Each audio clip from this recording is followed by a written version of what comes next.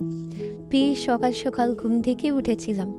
উঠেই বাইরে তাকাতে দেখি একদম বাংলাদেশের মতো কুয়াশা পড়েছে। অনেকদিন দেশে শীতের এই কুয়াশা দেখি না। আজকে যেন ওই কুয়াশাটা দেখে আমার দেশের কথা মনে পড়ে গেল।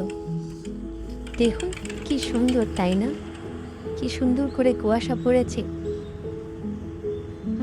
এই শীতের মধ্যে পিঠে হলে বেশ জমে যেত, তবে ওই বাচ্চা কাচ্চা সামলে এত সব পড়া খুব কষ্টকর হয়ে ওঠে, তাই আর করবো বলে করা হয় না।